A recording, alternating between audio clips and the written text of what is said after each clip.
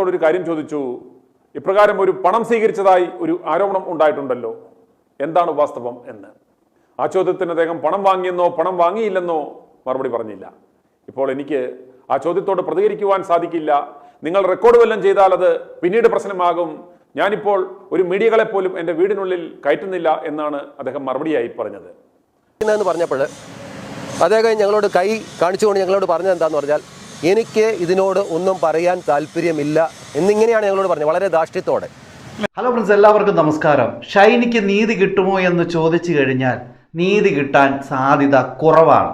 കാരണം ജയിലിലുള്ള നോബി പൊടി തട്ടിയിട്ട് വെളിയിലിറങ്ങും. അതോടൊപ്പം തന്നെ ഇതിൻ്റെ കൂട്ടുനിന്ന് എല്ലാവരും രക്ഷപ്പെടും. ആ ഒരു രീതിയിലേക്കാണ് കാര്യങ്ങൾ പോയിക്കൊണ്ടിരിക്കുന്നത്. കാരണം എന്തുകൊണ്ടെന്ന് വെച്ച് കഴിഞ്ഞാൽ, ഈ ഒരു കേസിൽ, അതായത് ഷൈനിയുടെ മരണവുമായി ബന്ധപ്പെട്ട കേസിൽ അച്ഛന് കുര്യാക്കോസിന്, ഷൈനിയുടെ സ്വന്തം അപ്പൻ കുര്യാക്കോസിന് കേസില്ല.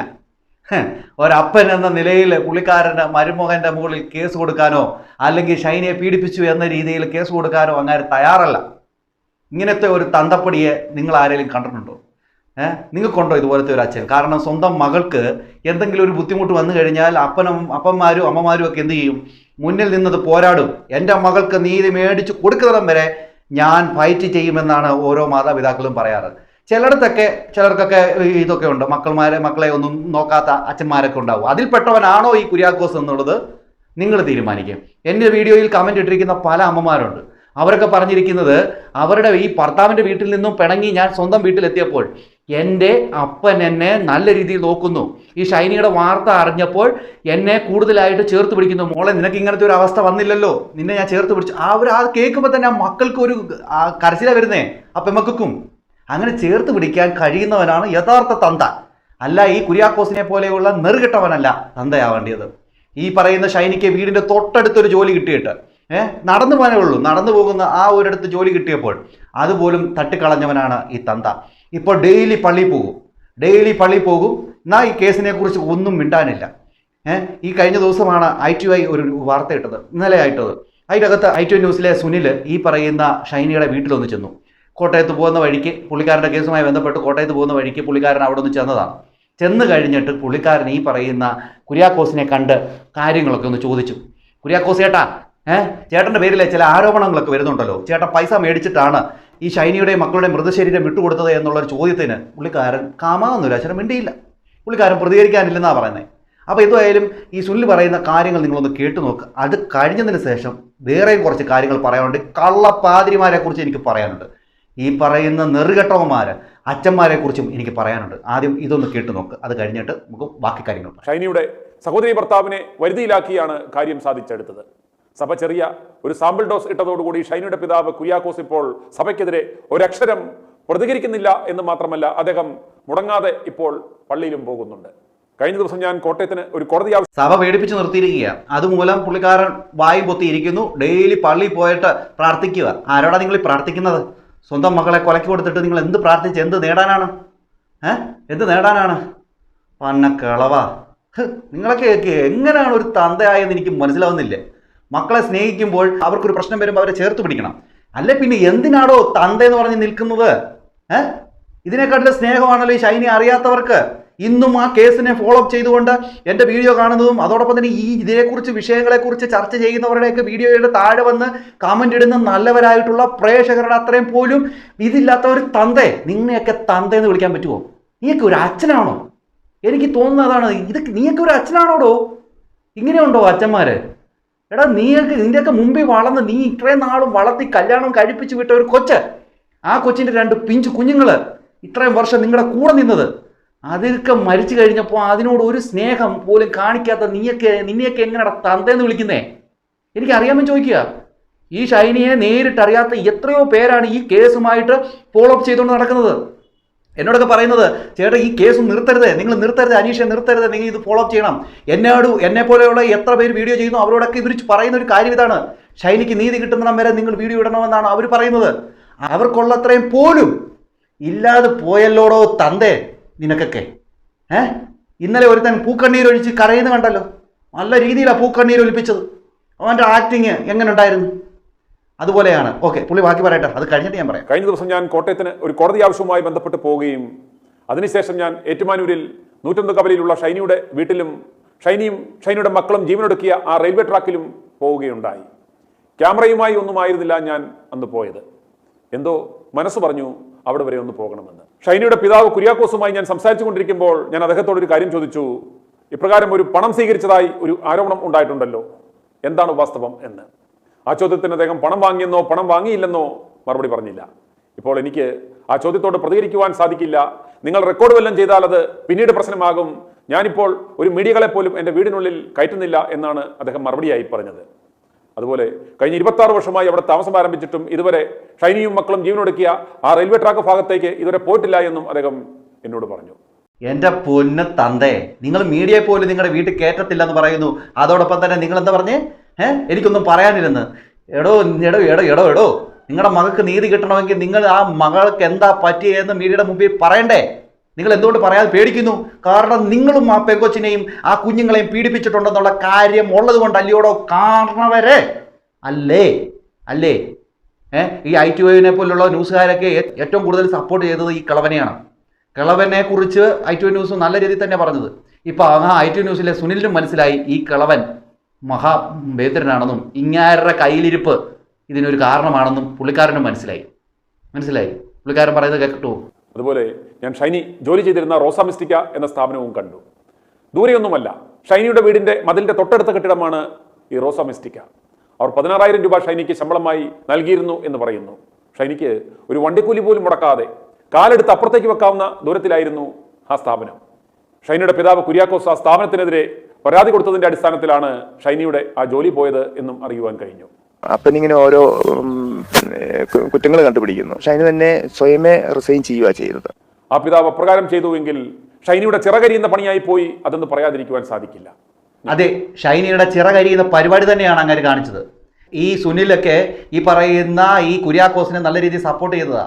ഇപ്പൊ കുര്യാക്കോസിന്റെ അടുത്തേക്ക് എത്തിച്ചത് ദൈവമായിരിക്കും ഈ സുനിലിനെ. ഇല്ലായിരുന്നുവെങ്കിൽ സുനിൽ ഇപ്പോഴും വിചാരിച്ചുകൊണ്ടിരുന്നതിനെ കുര്യാക്കോസ് നല്ലവനാണെന്നുള്ള കാര്യം. പക്ഷേ ഈ പറയുന്ന തന്തപ്പടി നാറിയാണെന്നുള്ള കാര്യം അറിയിക്കാൻ വേണ്ടി, ജനങ്ങളെ അറിയിക്കാൻ വേണ്ടി ആയിരിക്കും ദൈവം സുനിലിനെ അവിടേക്ക് കൊണ്ടെത്തിച്ചത്. അതുകൊണ്ട് തന്നെയാണ് ഇത് അറിയാനായിട്ട് സാധിച്ചത്, നേരിട്ട് അറിയാനായിട്ട് സാധിച്ചത്. അതുകൊണ്ട് തന്നെ ഇത് അറിയണം, പ്രേക്ഷകർ അറിയണം. ഇങ്ങനെയുള്ള തന്തമാര് ഉള്ളതല്ലേ.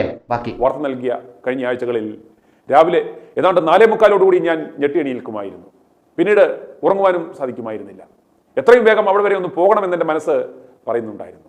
അതുകൊണ്ട് തന്നെയാണ് ഞാൻ അവിടെ എത്തിയപ്പോൾ ഷൈനിയും മക്കളും വെളുപ്പിന് സഞ്ചരിച്ച ആ പാതയിലൂടെ ഏതാണ്ട് 1 കിലോമീറ്ററോളം ഞാൻ സഞ്ചരിച്ച് ആ പാളത്തിൽ എത്തിയത്.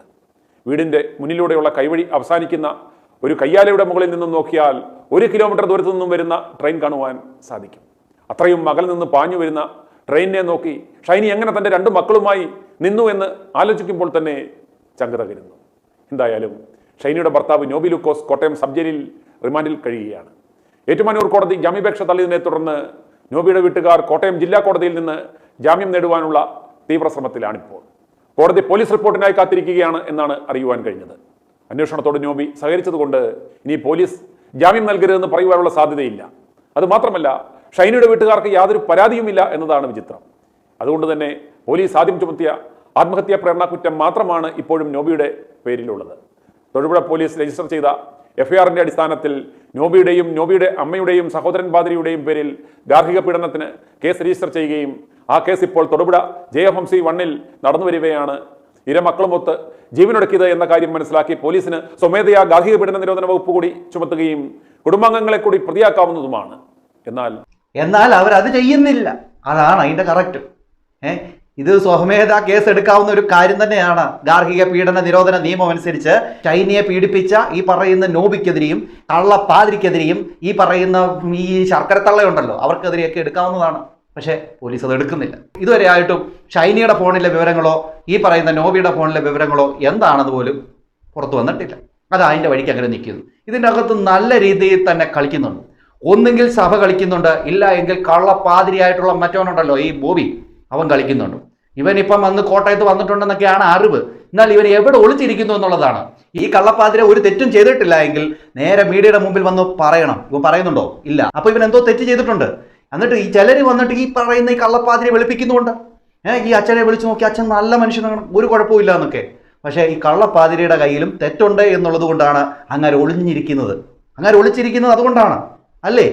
ഇനിയുമാണ് രസം. ഈ പറയുന്ന ഷൈനിക്കെതിരെ ഗാർഹിക പീഡനം ഉണ്ടായിട്ടുണ്ടെന്നും ഷൈനിയെ ഡെയിലി ഉപദ്രവിക്കുന്നുണ്ടെന്നും പറഞ്ഞുകൊണ്ട് 6 പ്രാവശ്യം ഈ ഷൈനി സ്വന്തം ഇടവകയായിട്ടുള്ള ചുങ്കം പള്ളിയിൽ പോയി പരാതി പറഞ്ഞിരുന്നു ഈ അച്ഛനോട്, അവിടുത്തെ വികാരി അച്ഛനോട്.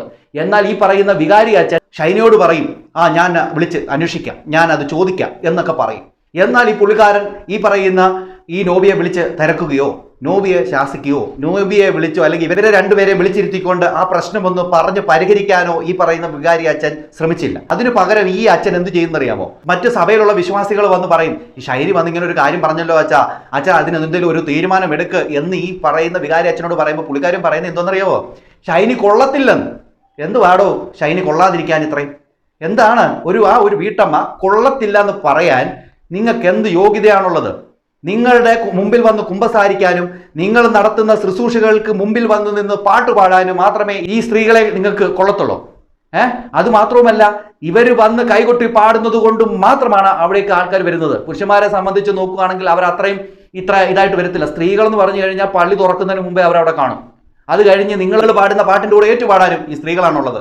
അവർക്കൊരു വിഷമം വരുമ്പോൾ അവരുടെ വാക്ക് കേൾക്കാതെ ഈ പറയുന്ന ഈ നോബിയുടെ വാക്ക് കേൾക്കുകയും ഈ കള്ളപ്പാതിരിയുടെ വാക്ക് കേൾക്കുകയും ചെയ്യുന്ന വികാരി അച്ഛ, നിങ്ങളൊരു കാര്യം മനസ്സിലാക്കണം.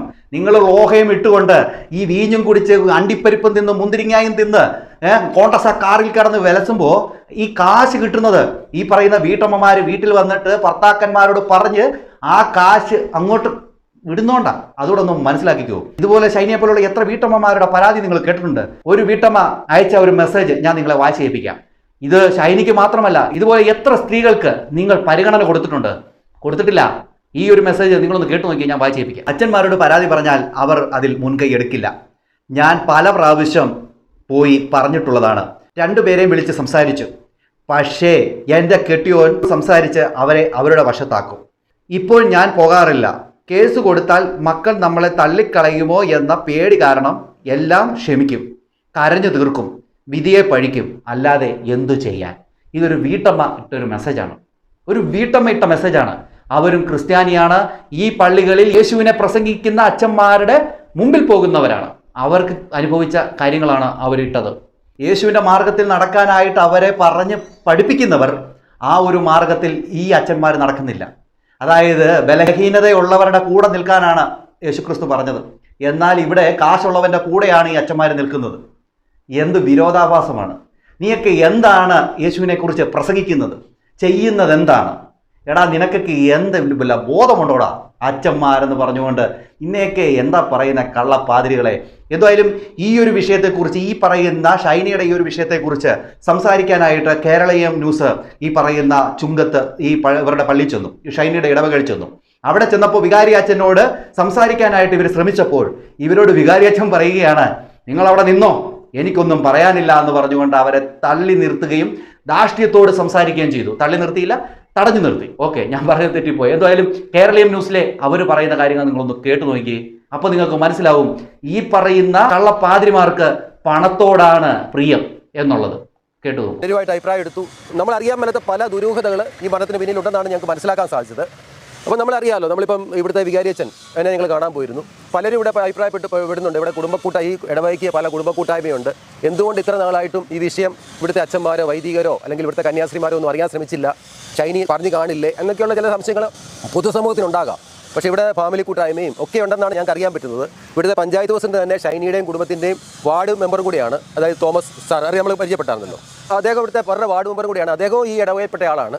അപ്പോൾ അദ്ദേഹമൊക്കെ ഞങ്ങൾ സംസാരിച്ചു. അങ്ങനെയാണ് ഞങ്ങൾ ഈ പള്ളിയിൽ എത്തുന്നത്. അപ്പോൾ ഇവിടെ വേണ്ട കാര്യങ്ങൾ ഞങ്ങളിവിടെ വന്നപ്പോൾ ഞങ്ങൾക്ക് ഒത്തിരി സന്തോഷം തോന്നി. ഒരു മരിയൻ തീർത്ഥാടന കേന്ദ്രമാണെന്ന് ഞങ്ങൾക്ക് മനസ്സിലാക്കാൻ സാധിച്ചു. പക്ഷേ ഞങ്ങളെ ഏറ്റവും അധികം അസ്വസ്ഥമാക്കിയ കാര്യം അതൊന്നുമല്ല. ഇവിടുത്തെ വികാരിയച്ഛനെ കാണാൻ ചെന്നു. ആദ്യം ഞങ്ങൾ അസിസ്റ്റന്റ് വികാരിയച്ഛനെയാണ് കണ്ടത്. അപ്പോൾ അദ്ദേഹത്തെ കാണാൻ പോയപ്പോൾ വികാരിയച്ഛനെ കാണുമെന്ന് പറഞ്ഞു. അപ്പോൾ ഞങ്ങൾ അദ്ദേഹത്തിന് പെർമിഷൻ എടുത്ത് അദ്ദേഹത്തെ കാണാൻ ശ്രമിച്ചു. ആദ്യം ഞങ്ങൾക്ക് നല്ലൊരു സ്വീകരണം തന്നു. അപ്പോൾ ഞങ്ങൾ ചാനലിൽ നിന്നാണ് വന്നിരിക്കുന്നതെന്ന് പറഞ്ഞപ്പോൾ അദ്ദേഹം ഞങ്ങളോട് കൈ കാണിച്ചുകൊണ്ട് ഞങ്ങളോട് പറഞ്ഞത് എന്താണെന്ന് പറഞ്ഞാൽ, എനിക്ക് ഇതിനോട് ഒന്നും പറയാൻ താല്പര്യമില്ല എന്നിങ്ങനെയാണ് ഞങ്ങളോട് പറഞ്ഞത്, വളരെ ധാർഷ്ട്യത്തോടെ. ഞങ്ങൾ പറയാൻ കാരണം ഷൈനിയും കുട്ടികളും 6 പ്രാവശ്യം ഷൈനി അവിടെ ചെന്നതിന് ശേഷം എത്ര ബന്ധപ്പെട്ടെന്ന് അറിഞ്ഞുകൂടാ, മൊത്തം 6 പ്രാവശ്യത്തോളം ഇവിടുത്തെ വികാരി അച്ഛനെ നേരിട്ട് കണ്ട് ഈ പ്രശ്നത്തിൽ ഇടപെടണം, എന്നെ മർദ്ദിക്കുന്നുണ്ട് എന്ന കാര്യങ്ങൾ പറയുമ്പോൾ ഞാൻ അവനെ വിളിക്കാമെന്ന് പറയും. അടുത്ത ദിവസം പിന്നെ വിളിക്കില്ല, അടുത്ത പ്രാവശ്യം ചെന്ന് തോർപ്പിക്കും, വീണ്ടും ചെയ്യില്ല. ഒടുവിൽ അവസാനം ഷൈനി പറഞ്ഞു, ഒന്നുകിൽ നമ്മൾ പറയുന്നതല്ല, ഇവിടെ ഞങ്ങൾ പലരോടും അഭിപ്രായം ചോദിച്ചപ്പോൾ അവർ പറഞ്ഞ കാര്യമാണ്. കേട്ടല്ലോ, ഈ പറയുന്ന നോബിയെ വിളിച്ചൊന്ന് സംസാരിക്കണം, ഡൈവോഴ്സിന്റെ കാര്യങ്ങൾ അല്ലെങ്കിൽ ഒന്ന് നോക്കണം, അല്ലെങ്കിൽ ഒന്നിച്ച് ജീവിച്ചു പോകാനുള്ള മാർഗ്ഗങ്ങൾ നോക്കണം എന്ന് പറഞ്ഞിട്ട് പോലും ഈ അച്ഛൻ അതിനകത്തൊന്നും ഇടപെട്ടില്ല. ഇടപെടാത്തതിന്റെ കാരണമുണ്ട്. ഈ പറയുന്ന നോബിയുടെ കുടുംബത്തിൽ തന്നെ 2 കന്യാസ്ത്രീകളുണ്ട്. അവർ ദൈവത്തോട് കൂടുതലായിട്ട് അടുത്ത് നിൽക്കുന്നവരാ, എന്തോ മാലാകമാരെന്നൊക്കെയാ പറയണേ. അതോടൊപ്പം തന്നെ ഈ നോബിയുടെ സ്വന്തം ചേട്ടൻ നല്ലൊരു അച്ഛനാണ്, വിശ്വാസികളെ കുമ്പസാരിച്ച് മറ്റുള്ളവരുടെ രഹസ്യങ്ങൾ അറിയുന്ന ഒരു അച്ഛൻ. ഇവരൊക്കെ ഉള്ളത് കൊണ്ടാണ് ഈ ഒരു വിഷയത്തെ ഈ പള്ളിയിൽ അച്ഛൻ എടുക്കാതിരുന്നത്, ഈ വികാരി അച്ഛൻ എടുക്കാതിരുന്നത്. അതുമാത്രമല്ല, ചെന്നപ്പോഴേ പറഞ്ഞു എനിക്കൊന്നും പറയാനില്ല എന്ന് ധാർഷ്ട്യത്തോടെ ഇവരോട് സംസാരിച്ചു. ഓക്കെ, ബാക്കിയോടെ കേട്ടു. ഈ ഇടവകയിൽ വന്ന് പലപ്പോഴായിട്ട് ഇങ്ങനെ ഒരു വിഷയം ഞങ്ങൾ ഷൈനി വന്ന് സംസാരിച്ചിട്ടുണ്ടെന്നും, അപ്പോൾ അച്ഛൻ ആദ്യം തന്നെ അവൾ കൊള്ളുകയല്ല എന്നാണ് ആദ്യം ഇതിനെപ്പറ്റി പറയാൻ ചെല്ലുന്നവരോട് പറയുന്നതെന്നാണ് പറഞ്ഞത്. ആ രീതിയിൽ തന്നെ വികാരിയച്ഛൻ്റെ അടുത്തും വന്നിട്ടുള്ളതായിട്ടാണ് തന്നെയാണ് ഇവിടുത്തെ ആൾക്കാർ സംസാരിക്കുന്നത്. അപ്പോൾ 6 പ്രാവശ്യം ഇവിടെ വന്നിട്ട് വികാരി അച്ഛനോട് നേരിട്ട് കണ്ട് ഈ വിവരങ്ങൾ പറഞ്ഞു, ഒന്നുകിൽ ഞങ്ങളെ ഡൈവോഴ്സിന് അനുവദിക്കുക, അല്ലെങ്കിൽ ഞങ്ങളെ നോബിയോട് പറഞ്ഞിട്ട് ഞങ്ങൾക്ക് ഒന്നിച്ച് താമസിക്കാനുള്ള സൗകര്യം ഉണ്ടാക്കി തരിക. ഈ 2 കാര്യങ്ങൾ പറഞ്ഞിട്ട് ചെയ്യാമെന്ന് പറഞ്ഞല്ല, ഒരു പ്രാവശ്യം പോലും ചർച്ച നടത്തില്ല, ഒരു പ്രാവശ്യം പോലും അവരെ വിളിച്ച് ചോദിച്ചില്ല. അവനെ വിളിച്ച് ചോദിക്കാമെന്ന് പറയും, ചോദിക്കില്ല. കാരണം അവരുടെ സഭയിലെ തന്നെ അച്ഛനുണ്ട് 2 കന്യാസ്ത്രീകൾ, അതായത് നോബിയുടെ ഭർത്താവിൻ്റെ 2 സഹോദരിമാർ കന്യാസ്ത്രീകളാണ്. ഇവരാണ് ഇതിനെ നിയന്ത്രിച്ചുകൊണ്ടിരുന്നത്. അതുകൊണ്ട് തന്നെ മറ്റുള്ളവരുടെ പ്രശ്നങ്ങളിൽ ഒക്കെ ഇടപെടുന്ന ഈ വികാരി ഈ ഷൈനിയുടെ പ്രശ്നത്തിൽ തികച്ചും ഒരു നിഷ്ക്രിയമായ ഒരു നിലപാടാണ് സ്വീകരിച്ചത്. അതുകൊണ്ടാണ് ഇവർക്ക് ഇങ്ങനെ ട്രെയിനിൻ്റെ മുന്നിൽ ചാടി ആത്മഹത്യ ചെയ്യേണ്ടി വന്നത്. അദ്ദേഹത്തിന് പറയാൻ കഴിയില്ല. കാരണം ഞങ്ങൾ അദ്ദേഹത്തോട് ചോദിച്ച കാര്യം ഇതാണ്, സഭയെ ചവിട്ടിത്തേക്കപ്പെടുന്നുണ്ടല്ലോ, അതിനെ സംബന്ധിച്ച് എന്തെങ്കിലും പറയാനുണ്ട്? എനിക്കൊന്നും പറയാനില്ല. എനിക്ക് ഒന്നും പറയാനില്ല. ഇങ്ങനെയാണ് കൈകെട്ടി അദ്ദേഹം നമ്മളോട് സംസാരിച്ചത്. അപ്പോൾ വളരെ ദാക്ഷ്യത്തോടെ നമ്മളൊരു നാട്ടുകാരോട് ചോദിക്കുമ്പോൾ പറയും, അതെങ്ങനെയാണ് അവരുടെ 2 കന്യാസ്ത്രീകളില്ലേ, ഒരച്ഛനില്ലേ, അവർ പറയത്തില്ലേ ഞങ്ങൾ ഈ കേസിൽ ഇടപെടണ്ട, അത് ഞങ്ങളുടെ കുടുംബ പ്രശ്നമാണ്, ഞങ്ങൾ തീർത്തോളാം എന്ന് പറയുമ്പോൾ അവരെങ്ങനെ ഇടപെടും എന്നാണ് ചോദിക്കുന്നത്. ഒരാളുടെ അതെ, വളരെ ധാർഷ്ട്യത്തോടു കൂടി അവിടുത്തെ പല വിഷയങ്ങളിൽ ഇടപെടുന്ന ഒരു അച്ഛനാണെന്നാണ് പറയുന്നത്. പക്ഷെങ്കിൽ പുള്ളിക്കാരൻ ഈ ഒരു വിഷയത്തിൽ ഇടപെടാൻ വയ്യ. എന്തുകൊണ്ടാ അവരുടെ കുടുംബത്തിൽ 2 കന്യാസ്ത്രീകൾ, അത് മാത്രവുമല്ല ഈ അഡ്വക്കേറ്റിംഗ് ഒക്കെ പഠിച്ച ഒരു പാതിരി വക്കീലച്ഛൻ, ഇതുകൊണ്ടൊക്കെ ആയിരിക്കും ഈ പറയുന്ന അച്ഛൻ അതിനകത്ത് ഇടപെടാതിരിക്കാൻ പുള്ളി പറഞ്ഞൊരു കാര്യമുണ്ട്, ഷൈനി കൊള്ളത്തില്ലെന്ന്. എന്താണ് ഷൈനി കൊള്ളാത്തത്? എന്താണ് ഷൈനി ചെയ്ത കുറ്റം? ഈ പറയുന്ന നോബിയുടെ അച്ഛൻ്റെ മൂത്രവും ഈ തീട്ടവും ഒക്കെ കോരിയതോ? അതുമാത്രമല്ല, കുടുംബശ്രീയിൽ നിന്ന് ഷൈനി തന്നെ ലോൺ എടുത്ത് ഈ അപ്പൻ്റെ ചികിത്സയ്ക്ക് പൈസ കൊടുത്തതോ? വീട്ടിൽ കൃഷി ചെയ്യുന്ന കൊലയും മറ്റു സാധനങ്ങളും കൊണ്ടുപോയി കടയിൽ കൊടുത്ത് ജീവിച്ചതോ? നിങ്ങളുടെ വീട്ടിലെ ഒരു വേലക്കാരിയെ പോലെ വീട്ടിൽ ജോലി ചെയ്തതോ? അതാണോ ഈ ഷൈനി കൊള്ളരുതാത്തതെന്ന് നിങ്ങൾ പറയുന്നത്? ഈ ഒരു പാവം പിടിച്ച് കൊച്ചായതുകൊണ്ട് തന്നെയാണ് ഇത്രയും കൊല്ലം അവൻ്റെ ആ ഒരു പീഡനങ്ങൾ സഹിച്ചുകൊണ്ട് അവിടെ നിന്നത്. എന്നിട്ട് നിങ്ങൾക്ക് കൊള്ളത്തില്ല പോലും. ഈ ഷൈനിയുടെ അച്ഛനായിട്ടുള്ള കുര്യാക്കോസ്, നിങ്ങളൊരു തന്തയാണോ എന്ന് പിന്നെയും ഞാൻ ചോദിക്കുകയാണ്. എനിക്ക് നിങ്ങളുടെ കാര്യം ഓർക്കുമ്പോഴുണ്ടല്ലോ എനിക്ക് ഏറ്റവും കൂടുതൽ ദേഷ്യം തോന്നുന്നത്, നിങ്ങളൊന്ന് പരിശ്രമിച്ച് കഴിഞ്ഞിരുന്നാൽ ഈ പറയുന്ന നോബിക്ക് തക്കതായിട്ടുള്ള ശിക്ഷ കിട്ടിയേനെ.